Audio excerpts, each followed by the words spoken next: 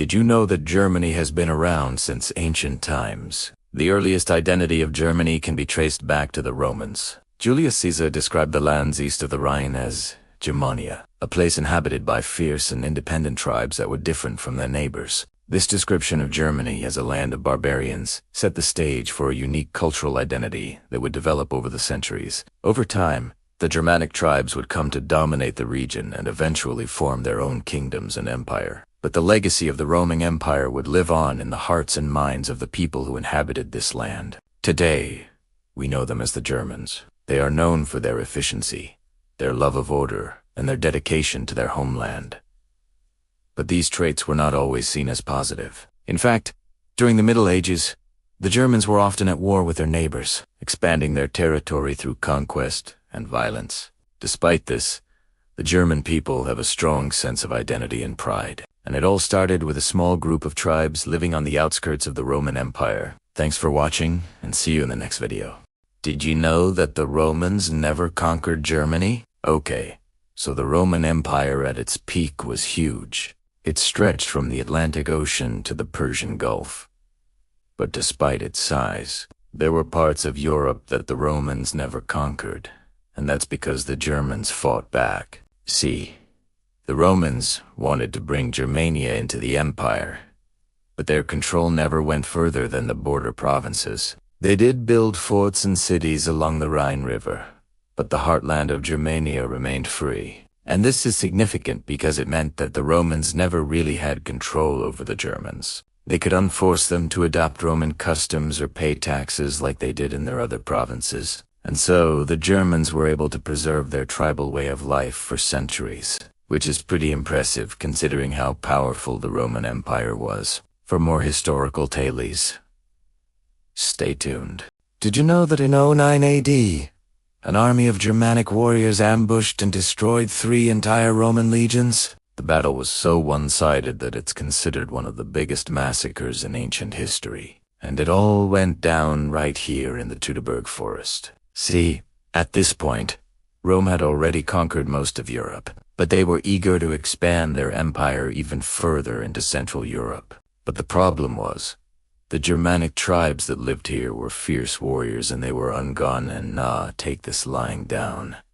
So they formed a coalition and prepared to fight back. And when the Romans arrived, they set up camp and everything seemed to be going according to plan. That is until the next day when the Germanic warriors attacked. They fought with the ferocity of men who were defending their homeland, and they easily overwhelmed the Romans, killing all of them except for one, who escaped and ran back to Rome to tell the story of the massacre. This defeat was so humiliating for Rome that they stopped their expansion into Germania, and the tribes were able to keep their land and their freedom. And that, my friends, is why, when the Western Roman Empire fell in the 5th century, all of Europe was basically up for grabs. The Germanic tribes were the first to fill the power vacuum, but they weren't the only ones. Over in the east, the Byzantine Empire was also expanding its territory, but it was the Germanic tribes that would emerge as the dominant power in Western Europe.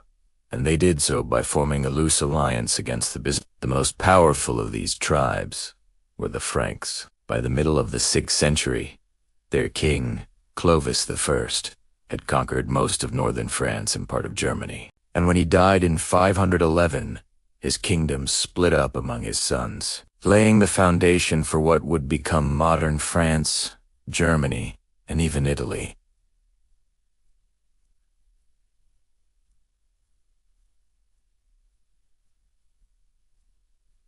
But it wasn't just about geography. The Frankish kings also played a major role in shaping the political and religious landscape of medieval Europe. They did this through a combination of military conquest, diplomacy, and marriage alliances. To learn more about how the Frankish kingdoms evolved into the Holy Roman Empire, stay tuned. Did you know that the year 843 is a very important year in German history? See, in 843, the Empire of Charlemagne was divided. The eastern portion, known as East Francia, became the foundation of what later developed into medieval Germany. So it's kind of like the true beginning of a distinct German kingdom. And to celebrate this occasion, I went to the city of Aachen in western Germany to see the beautiful cathedral that they have there. It's right next to the Belgian border. And I also went to the nearby town of Toll to see the tomb of a man named Siegfried, who was a Frankish nobleman from the 8th century. He's considered to be the founder of the German nobility. And while I was in Toll, I also checked out the local tourist trap, which was full of terrible wax statues of people from German folklore. But hey, at least they had one good one of Greta Thunberg. In 962, Otto I was crowned the first Holy Roman Emperor in a small chapel in Aachen, Germany. This created a new political and spiritual order that would define Germany for centuries. The empire stretched from the North Sea to the Alps, and from the Baltic Sea to the Byzantine Empire. It was both powerful and fragmented. The Holy Roman Emperors were powerful, but they weren't really emperors in the modern sense. They were more like kings of a very large and diverse group of people who often fought each other. The empire was made up of many different states, each with their own king or prince. These rulers were often at war with each other, but they would come together under the banner of the Holy Roman Empire to fight against external enemies. The empire lasted for centuries, but it was eventually destroyed by Napoleon in 1806. After that, Germany was ruled by the Dutch until 1871, when it was unified. So, what do you think? Would you have liked to live in the Holy Roman Empire? Let me know in the comments below. Medieval Germany was a battlefield. Not only did the emperors frequently fight with the Catholic Church over who had the power to appoint bishops, but also with each other. The investiture controversy, as it was called, was one of the most contentious issues in medieval Germany. The emperor was the ultimate authority in the empire, but he wasn't really interested in ruling over a bunch of small, unruly German states, so he appointed these guys, called princes, to rule in his stead. But those princes were ambitious, and they kept pushing the envelope, taking more and more power for themselves. And the people liked it. The princes built up their own armies and started making war on the emperor's enemies. By the end of the 13th century, these local rulers were so powerful that the emperor was basically a figure. For more royal mishaps, including a royal pig assassination. Stay tuned. Did you know that there was a secret society of merchants that controlled Europe? By the High Middle Ages, German cities along the Baltic and North Seas had grown rich through trade. The Hanseatic League, as it was called, became one of the most powerful commercial networks in Europe. Its influence extended far beyond Germany's borders.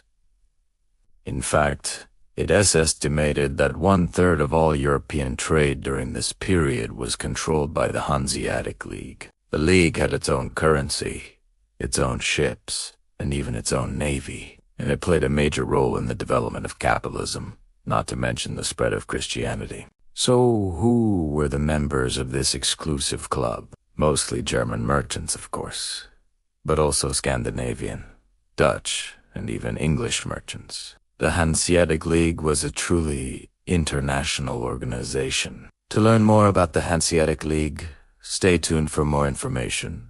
9. The Teutonic Order. At the same time, German knights of the Teutonic Order were expanding eastward, building a state that would later become Prussia. This is a continuation of German expansion into Eastern Europe. And at the same time, they relinking religion and military power together in a way that will have a huge impact on European history. The Teutonic Order was a holy order founded in 1118 by German nobles and monks. Its purpose was to convert pagans to Christianity, and they did this through violence, conquest, and colonization. They built cities and fortified them against attacks from pagans and other enemies. They also built hospitals and schools to help the sick and the poor, but they were also brutal and merciless. They waged war on the Old Prussians, a pagan tribe that lived in the area. They fought against them for decades and eventually conquered them. The Teutonic Order's influence spread throughout Europe, and in 1226, Pope Gregory IX crowned the first king of Germany. Number 10. the Reformation. In 1517, Martin Luther, a German monk, challenged the authority of the Catholic Church in Germany. This began the Protestant Reformation, which resulted in Germany splitting into two separate religious camps, with the north becoming Protestant and the south remaining Catholic. Number 9, the Peasants' War. In 1524, German peasants took up arms against their lords and ladies. Why? Because they were tired of being poor and hungry, and the church was on the side of the nobility. No. 8. The printing press. Johannes Gutenberg invented the printing press in Germany in 1440. This made it possible to mass-produce books and other materials, which helped to spread the ideas of the Renaissance and the Reformation. Number 7, the Black Death. In the 14th century, Germany was hit hard by the Black Death, a horrific plague that killed millions of people. The death toll in Germany alone was around 30 million. Number 6, the Holy Roman Empire. From 800 AD until 1806, Germany was a part of the Holy Roman Empire, a loose federation of states ruled by the Habsburg dynasty. Number 5, the 30 Years' War. From 1618 to 1648, Germany was embroiled in a devastating war that saw the entire country completely devastated. Number 4, the French Revolution. In 1789, the French Revolution began, which had a major impact on Germany. The French revolutionaries overthrew the monarchy and established a republic. This inspired many Germans to fight for their own freedom from the Habsburg Empire. Number 3, the Napoleonic Wars. In the early 19th century, Germany was a part of the Napoleonic Wars. Napoleon's army invaded and occupied much of Germany, but he was eventually defeated at the Battle of Waterloo in 1815. Number 2, the unification of Germany. In 1871, the German Empire was unified under the rule of King Wilhelm I of Prussia. This made Germany a major power in Europe. And number 1 is the Berlin Crisis of 1961. When East Germany began to experience rapid economic growth, many West Germans became envious and wanted to move to the East. However, the government quickly closed the border, which caused massive tension between the two Germanys. For more fun facts about Germany, stay tuned. Did you know that there's a secret war going on? Not the kind with tanks and soldiers, but with ideas and religions. See, this is a map of Europe in the year 1600. And the big question back then was, are you Catholic or Protestant? Because these two groups couldn't coexist. In fact, they hated each other so much that they went to war. And not just any war, but the bloodiest war in human history. The 30 Years' War from 1618 to 1648. This conflict between Catholic and Protestant states would leave millions dead and much of Germany in ruins. It was one of the darkest chapters in Germany's history. But why? Why did these religious differences lead to such violence? And how did they eventually end? Well, that's a story for another time. If you want to hear more, stay tuned. The war ended with the Peace of Westphalia in 1648. It was a series of treaties that ended the 30 Years' War in Europe. And it's important because it gave German states significant independence from the Holy Roman Empire, which was ruled by the emperor. So it weakened the emperor's power, and it led to the rise of strong and semi-independent regions in Germany, like Austria, Bavaria, Saxony, and Prussia. So after this peace treaty, these regions had the right to self-government, and they could basically do whatever they wanted. This also led to the decline of the Habsburg dynasty and the end of the 30 Years' War. Oh, and by the way, The 30 Years' War was one of the longest and most brutal conflicts in European history. It involved almost every European state, and it was fought over religion, power, and territory.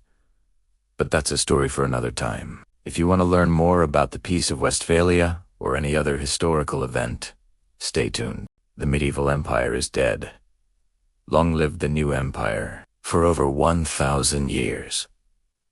The Holy Roman Empire had been a loose collection of Germanic states ruled over by an emperor elected by the nobility. But by the 18th century, it was looking more and more like the Holy Roman Empire was not so holy and not so Roman. And in 1806, the last emperor, Francis II, was defeated by Napoleon at the Battle of Caron-Soubise, and so the Confederation of the Rhine was created, dissolving the empire and bringing all of the German states under French influence. But wait, there's more.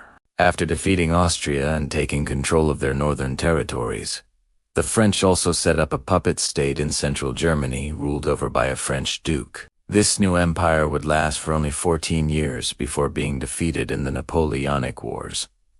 But you can still visit the old empire today. All of the states that made up the Holy Roman Empire still exist today, just not as a single empire. You can visit them all on a tour of Europe. Just don't call it the Holy Roman Empire tour, because that's not how any of this works anymore.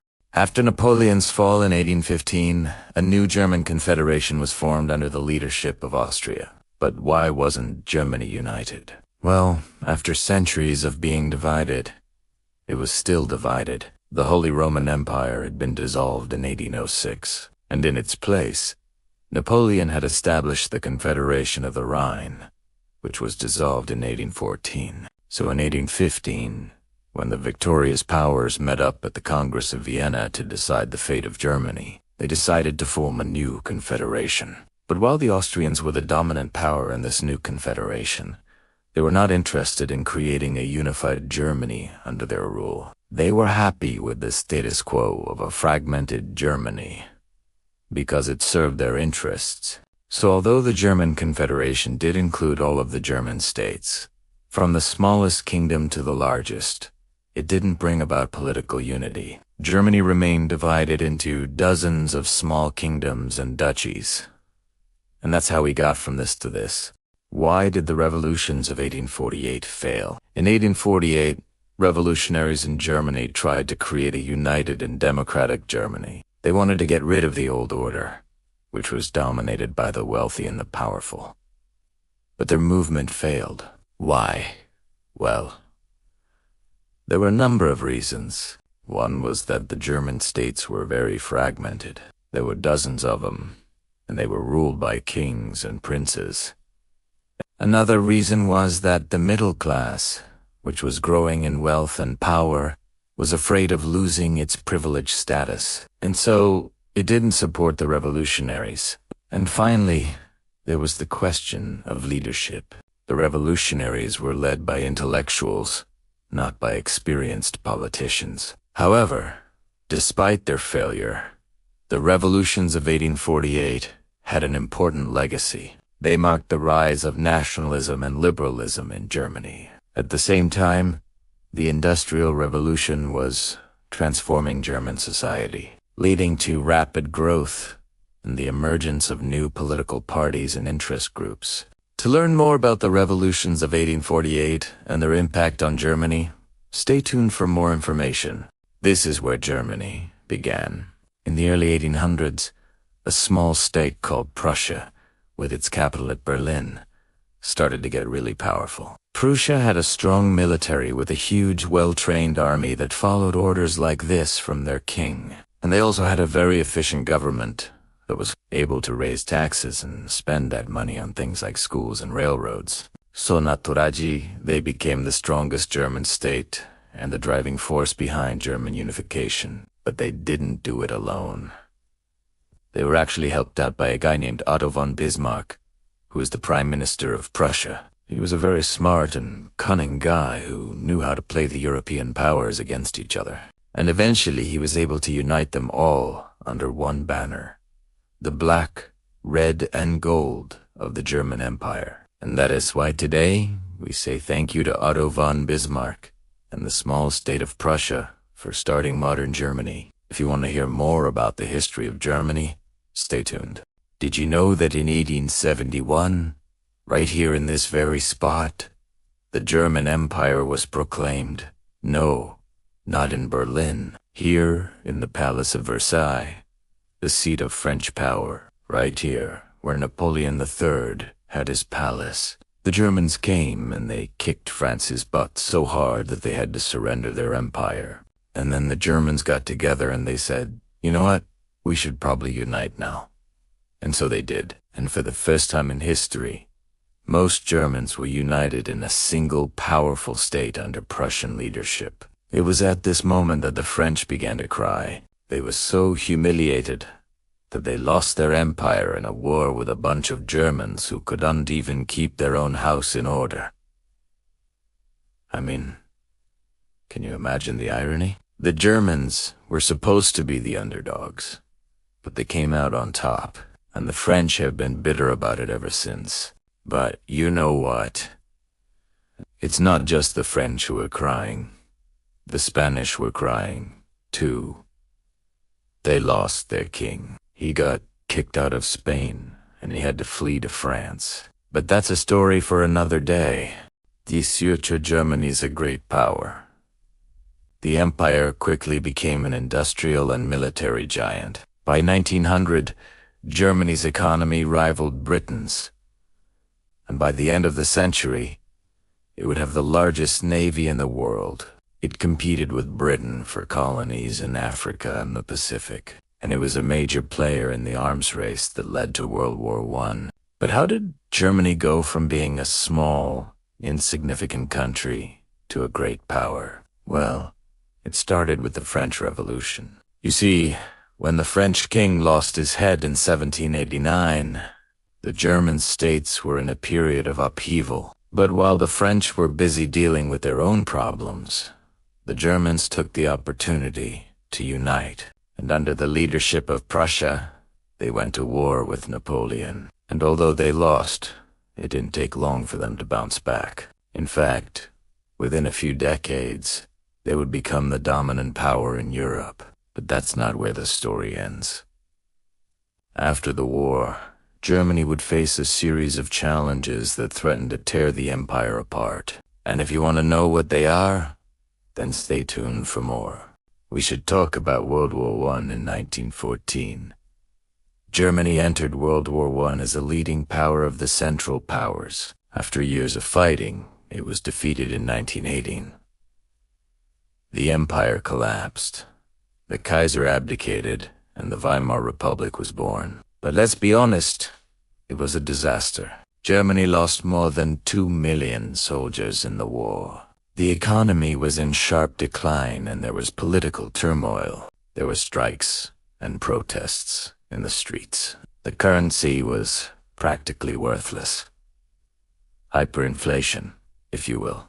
And the country was saddled with war reparations that would take decades to pay. But despite all this, the Weimar Republic survived. And yes, it was a flawed democracy, but it was a step in the right direction.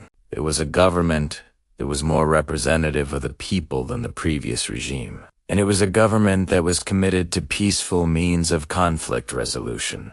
So, yeah, World War I and its aftermath was not a good time for Germany, but at least there was some progress, right? Did you know that Germany was once divided into 2 separate pieces? After World War II, Germany was in a terrible state. The country was completely destroyed and split between the Allies. For decades, West Germany aligned itself with NATO and East Germany aligned itself with the Soviet Union. The situation became so tense that they even built a wall to keep people from crossing into the other side. But in 1989, something amazing happened. The Berlin Wall fell and people from both sides were able to reunite. Just 1 year later, in 1990, the entire country was reunited. Today, Germany stands as a united nation and one of the world's leading powers. They're a central member of Europe, and their economy is the fourth largest in the world. This is why it is important to learn about Germany's history, so we can remember what a terrible place it was under Hitler, and how lucky we are to have peace today.